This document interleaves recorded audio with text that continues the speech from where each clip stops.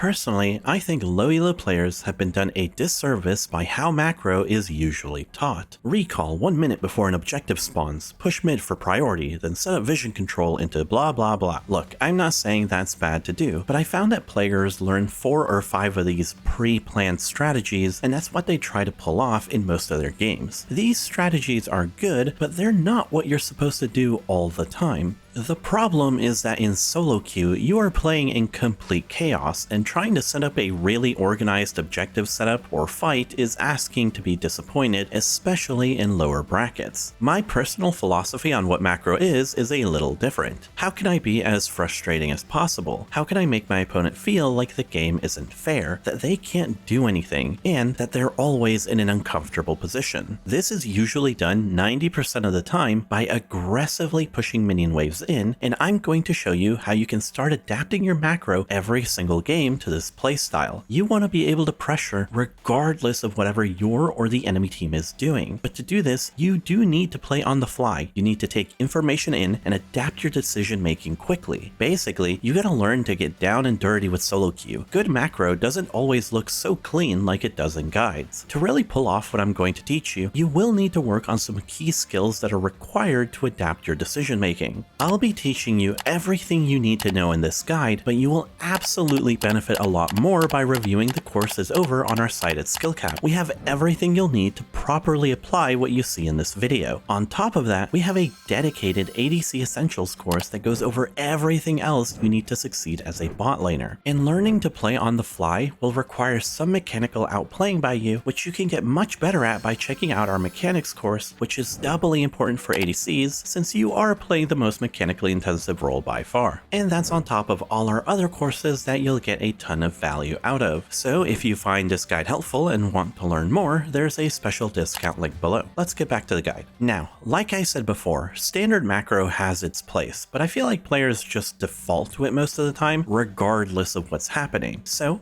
I'm going to show you a game where I was following the usual advice and then how I later began adapting. You will be able to see an immediate night and day difference in my game impact. Take a look. Here's the context going into the game. I'm playing Lucian and one bot, as a smurf obviously would. After recalling and walking out of base, my Vex pings me to swap lanes. That is exactly what I'm talking about, by the way. This Vex has watched guides and she's like, oh, after the laning phase ends, I need to swap with my ADC mid. I didn't even want to swap with her, by the way. Don't worry, mate, I'll deal with the Cassio you fed. You go have fun in bot. Okay, you all know the reason people tell you to go mid after the lane phase ends. This way you can push mid, get priority, then rotate with your support to set up objectives or punish side lanes. Well, let's see this great macro strategy in action. I get to mid, I push the wave in, we know the enemy team is on Dragon, so my team cross maps the Herald. Sure. After that, the enemy bot lane overextends like crazy. I don't know, they just really wanted to die, so we rotate over and kill them. Not bad, right? That's exactly what I'm supposed to be doing, right? Okay, pay attention for me. As I go back to mid, it is 17 minutes into the game. Keep that in mind. I get back to mid, I clear the wave, and I have nothing to do. On the next wave that comes in, my Karma face checks and loses flash, so I just push the wave with Gwen, and nothing really happens again. Okay, the next wave comes, I clear it, then I try to hover my Gwen, but there's really nothing to do. So again, I just go back to mid. I clear the incoming wave, but we have no vision on the map. I don't have any pressure to play off of, so nothing happens. Okay, next wave comes in, I clear it, I still have no vision. Vex and Gwen are basing in side lanes, so I can't really do anything more, so I just do nothing. On to the next wave, I clear it again, and I see bot lane is fighting, but I can't really rotate over this. All I can do is stay here and clear this wave, and I've basically had enough at this point.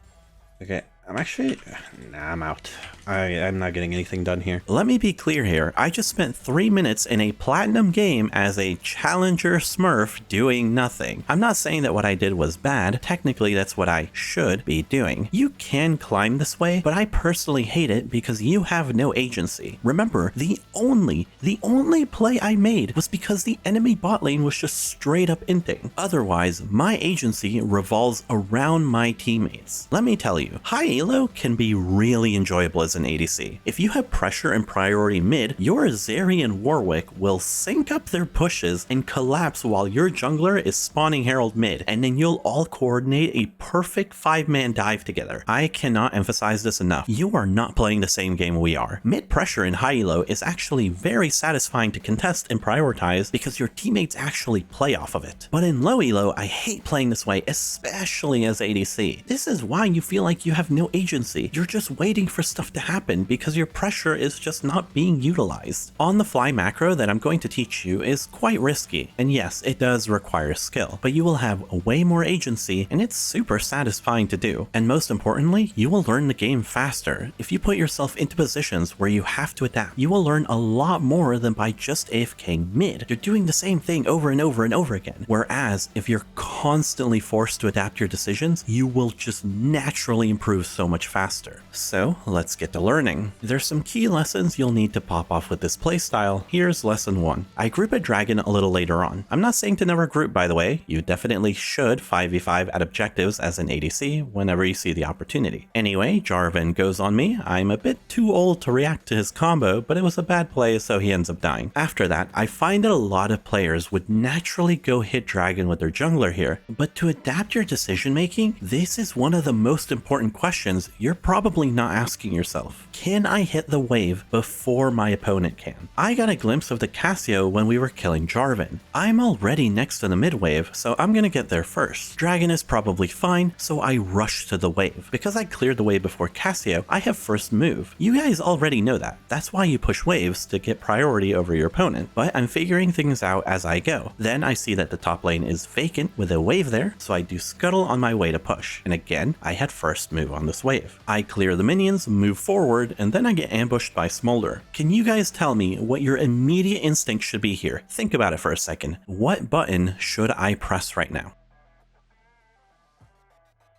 I use my E to build some distance, and I immediately press tab to look at his items. He's obviously trolling, so I kill him. This is lesson number 2. Whenever you're split pushing, you will find yourselves in 1v1s or 1v2s. You need to know how strong your opponent is. Your immediate instinct should be to press tab and assess their strength. You can definitely duel champions as an ADC if you play the fight well. Now look, I don't expect you to do it as quickly or as efficiently as I did it here, by the way. I process that information instantly because, well, I'm Challenger. What I want from you is simply to put yourself into positions where you're forced to press tab and figure out if you can actually duel someone. I'm this efficient at it because I have died thousands of times in a side lane, and it's because I didn't press tab and then I was like, oh, I didn't know he had those items. When you die constantly this way, you will learn to make this a habit. Okay, after killing Smolder, we can keep pushing here because we see this wave is right here, so I know there's going to be a wave here. I also see all the other 4 members on the map, right? So I don't have to be afraid. These are our next 2 lessons. One of the best habits you can build is before every decision, you just look at where the incoming wave is to know where the enemy one is. Literally, the second I killed Smolder, I immediately looked and talked about it. And of course, map awareness. If you're going to venture out on your own, you need to know where threats are, especially the most dangerous ones. I see Cassio down bot, who's the biggest threat, which is why I can just sit here pushing at low HP. And here is the biggest takeaway you need from this video, as it's actually the most important thing to playing on the fly, and that's speed. If you notice, every single decision I made was nearly instant. If you remember, I went mid with no hesitation. During the fight with Smolder, I pressed tab and checked his items instantly. And the second after killing Smolder, I had already checked where the next enemy wave was and where each threat on the map was located. That's what I want you to take away here. My decisions aren't that complicated. Everything I do is pretty simple, but my information gathering is infinitely faster than yours. That's how I'm making these quick and snappy decisions, which is a key part in playing on the fly macro. And you will only get better at this if you actually practice this by putting yourself into these kind of situations. In any case, I take the tower, get some more waves, and I base on a big spike. Viego is pushing top, Vex is bottom, so I go mid. That's usually how things go. You take over the lane that no one else is in, so you can farm and pressure all 3 lanes. Here's a quick test on our lessons. We actually see Jarvan EQ on the minimap, and the enemy team is trying to engage on Gwen. We're down in numbers, so we can't really fight here. Think fast here, what should I do?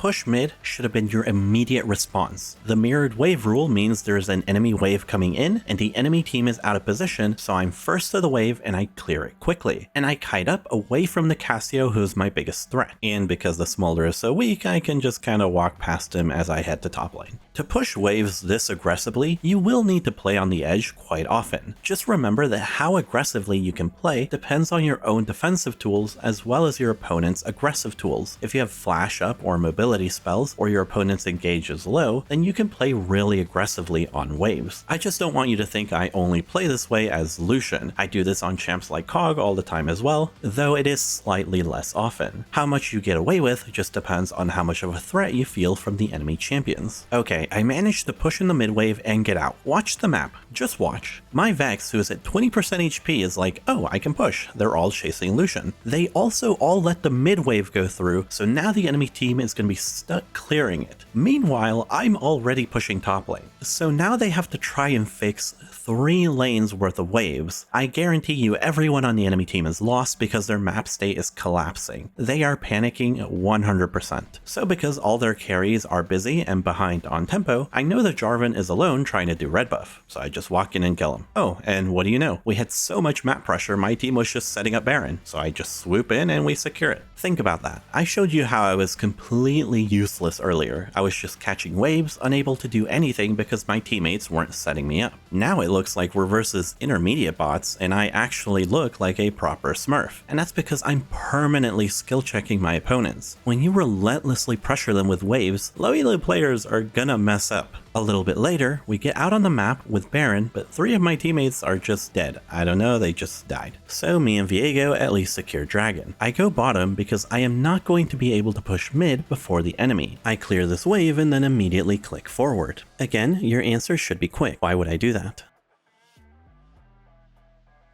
Remember, mirrored waves. There is one right in front of me, of course I'm gonna push that. Again, everything I'm doing is really simple. They're not hard plays to see, I'm just able to do them because I process information quickly. Here's another key skill to work on, the information gathering stage. My teammates were dead or in base. In situations like this, my position is now risky. While I gather information on the map, I want to stand where I can easily get away, so I reposition further back. My Viego is covering the brush behind me, and I cover this entrance from the jungle. This way there's no way we get ambushed. I kill the next incoming wave, and then I saw that my Viego got pushed out of the jungle by the enemy Cassio. Notice how I adapt my positioning. I go back to the brush Viego was covering earlier, so I can cover both angles myself while I continue to wait.